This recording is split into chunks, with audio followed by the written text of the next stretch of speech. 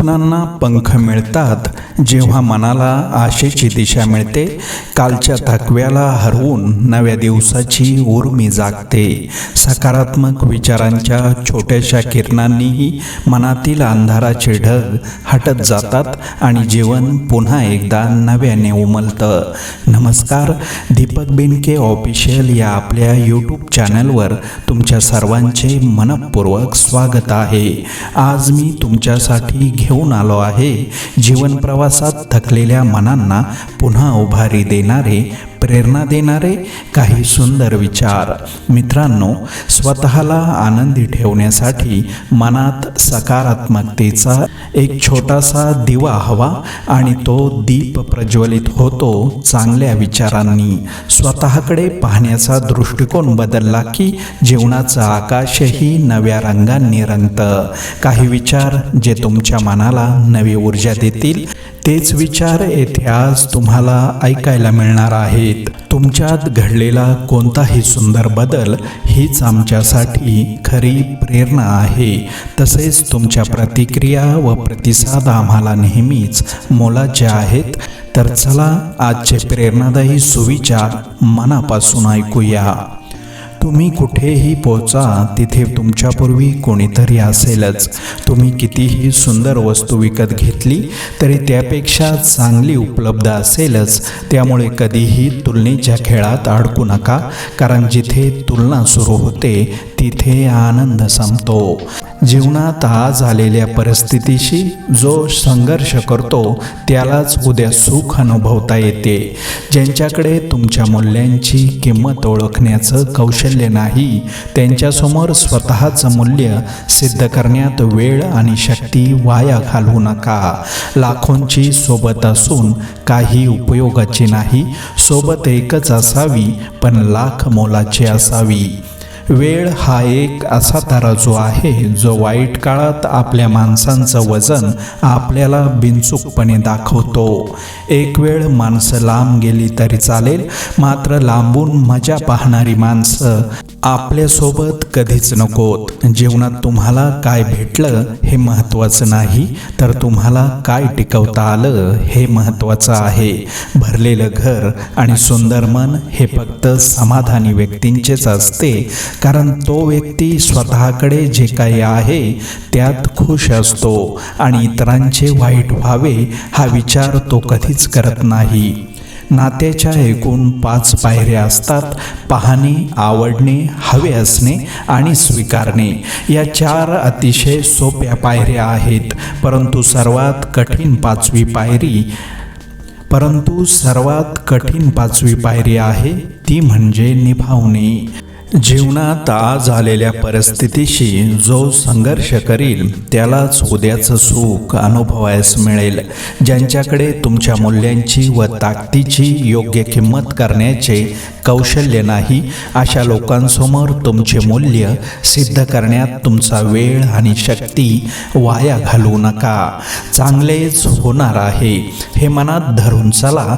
बाकीचे परमेश्वर बघून घेईल हा विश्वास मनात असला की येणारा प्रत्येक क्षण आत्मविश्वासाचा आणि सकारात्मकतेचा असेल. शब्दातले सौंदर्य शोधायला लागलो की संवादातले सौंदर्य कळते. संवादातले सौंदर्य कळले की नाती सुंदर होतात आणि नाती सुंदर झाली की आयुष्य सुंदर होते. मग सख्खे आणि दूरचे हा भेद गळून जातो. सुखदुःखात जास्त अंतर नसते. मनाला भावतं त्याला सुख म्हटलं जातं आणि जे मन स्वीकारित नाही ते दुःख असतं. यश ही एक अशी प्रक्रिया आहे. या प्रवासात कधीकधी तुमच्यावर दगडे फेकून मारले जातात आणि तुम्ही त्या दगडांना मैलाच्या दगडामध्ये रूपांतर करता. देवासमोरून साखरेचा कण उचलून नेणाऱ्या मुंगीचा आत्मविश्वास आभाळापेक्षाही मोठा असतो. फार कमावून गमावण्यापेक्षा मोजके कमावून जतन करणे महत्त्वाचे आहे, मग तो पैसा असो की माणसं. वैचारिक शब्दाचा ऱ्हास झाला की अहंकारी वृत्तीचा जन्म होतो आणि अहंकारी वृत्तीचा जन्म झाला की विकलांग बुद्धीचा उगम होतो, हे मात्र नक्की. आयुष्यातला एखादा क्षण वाईट आहे म्हणून पूर्ण आयुष्य वाईट ठरत नाही. प्रत्येक संकट हा मोठा धडा असतो जो आपल्याला अधिक शहाणं करतो. अशा संकटानंतरच आयुष्याची खरी जाणीव होते. प्रत्येक फुलाचं भाग्य नसतं देवाच्या चरणी अर्पण व्हायचं म्हणून इतर फुलं उमलायचं सोडत नाहीत. उपेक्षित राहिलं म्हणून रानावनातली डोंगरदऱ्यातली फुलं जगण्याची जिद्द कधीही सोडत नाहीत. माणसानंही असं जगावं. मंडप कितीही भव्य असला तरी झालर घातल्याशिवाय त्याचं सौंदर्य खोलून दिसत नाही. त्याचप्रमाणे तुम्ही जीवनात कितीही मोठेपण मिळवले तरी माणुसकीची जोड असल्याशिवाय जीवन कृतार्थ होत नाही. श्रीमंती ही वाऱ्यावर उडून जाते. कायम टिकणारी गोष्ट एकच, ती म्हणजे स्वभाव आणि माणुसकी. वेल येवलीची असली तरी आधार भक्कम असेल तर ती आभाळाची उंची गाठते. म्हणून आधार असा असावा जो आपल्याला उंची गाठायला शिकवेल. असलेल्या परिस्थितीत सुखाने जगायची सवय लागली की नसलेल्या गोष्टीचं दुःख जाणवत नाही. वेळ आल्यावर सर्व काही बदलतंच, फक्त वेळ येईपर्यंत संयम ठेवणे गरजेचे आहे. एक दाणा पेरावा तेव्हा धरती अनेक दाण्यांनी भरलेलं कणीस देते. माणूसही तसाच असतो. प्रेमाचा एक शब्द मिळाला तर तो भारावून जातो. मग त्यासाठी प्रेमाची शब्दगंगा मुक्तपणे उधळायला तो तयार होतो. प्रेमाने जोडलेली 4 माणसं व त्यासाठी लागणारे 2 गोड शब्द, हे वैभव ज्याच्या जवळ आहे तोच या जगात खरा सर्वात श्रीमंत.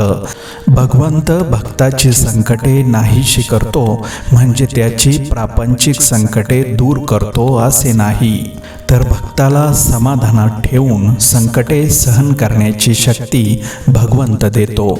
जेथे नामस्मरण आहे तेथे भगवंत आहे.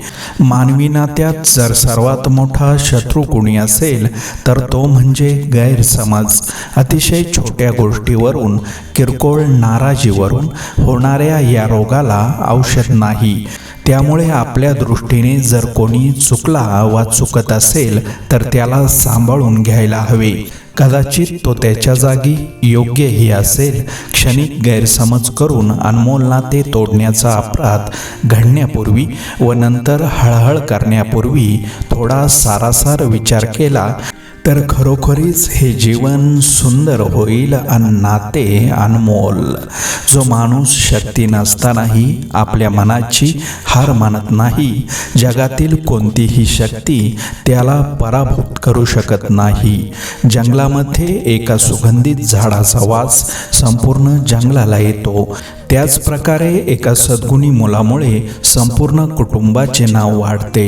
तो तुमच्यापासून फार लांब राहून लांब नाही आणि जो तुमच्या मनात नाही तो तुमच्याजवळ असून खूप दूर आहे. या जगातील सर्वोत्तम व अति अनमोल भेट म्हणजे एखाद्याने आपल्याला आपल्या कठीण प्रसंगी दिलेला त्याचा बहुमूल्य वेळ व मानसिक आधार. प्रत्येक निर्णय माणसाने घेतलेला असतील असं नाही, काही निर्णय परिस्थितीही घेते. पुढे मिळणाऱ्या आनंदाच्या कल्पनेने जे सुख मिळते त्या सुखाचे नाव म्हणजे उत्साह. आयुष्यात माणूस अनेकदा संकटात सापडतो आणि कुणाकडून तरी मदतीची अपेक्षा ठेवत असतो, पण ती सहज मिळेलच असे नाही. कारण मदत तशी खूप महाग गोष्ट असून तिची प्रत्येकाकडून अपेक्षा करू नये. कारण खूप कमी माणसे मनाने श्रीमंत असतात. चांगली माणसं आयुष्यात जमवणं म्हणजे आनंद. तुम्ही कसे आहात आणि कसे वागता हे सर्वात जास्त महत्त्वाचे आहे. त्यातून तुम्ही इतरांना आनंद देऊ शकता. आपल्या इच्छा आणि आकांक्षांच्या पलीकडे मिळालेल्या गोष्टींचा आनंद व्यक्त करायला हवा. आयुष्याच्या प्रत्येक पानावर जीवनाची व्यथा लिहावी. वाटेतल्या वादळात जीवनातही यशस्वी होण्याची स्वप्न पाहावी, प्रत्येक संकटावर करून मात, चालत राहावे पुढे, चालता चालता सोडवत राहावे या जीवनाचे कोडे. एखाद्याच्या मनात जिवंत राहावं असं वाटत असेल तर आपलं बोलणं आणि वागणं यावर नियंत्रण असणे गरजेचे आहे. माणूस जेव्हा जन्माला येतो तेव्हा त्याला सर्व नाती आयतीच मिळत असतात, पण मैत्री हे मोठे नाते मात्र आपल्याला स्वतःचे स्वतःच निर्माण करावे लागते. गुरु तोच श्रेष्ठ ज्याच्या उपदेशामुळे कोणाचे तरी चरित्र सुधारते, आणि मित्र तोच श्रेष्ठ ज्याच्या संगतीमुळे आयुष्य रंगतदार व आनंदी होते.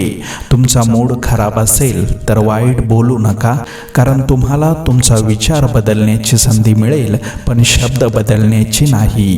राग मनात ठेवून गोड बोलणाऱ्या माणसांपेक्षा प्रेम मनात ठेवून रागावणारी माणसं खूप चांगली असतात. जीवनात स्वतःला न पटणाऱ्या गोष्टी स्पष्टपणे जो नाकारतो त्याला कधीच पश्चाताप करण्याची वेळ येत नाही. वेळ ही आपल्याकडे असलेली सर्वात महत्त्वाची संपत्ती आहे. तिला अशा ठिकाणी गुंतवायचं की जिथे आपल्याला जास्त परतफेड मिळेल. माणूस कधीही आपण समोरच्याशी कसं वागलो ते पाहत नाही, पण समोरचा आपल्याशी कसं वागत आहे ते नेहमी लक्षात ठेवतो. प्रत्येक माणसाची गोष्ट मनावर घेऊ नका, कारण माणसे तुम्हाला काय बोलतात त्यावरून त्यांची पात्रता कळते, तुमची नाही.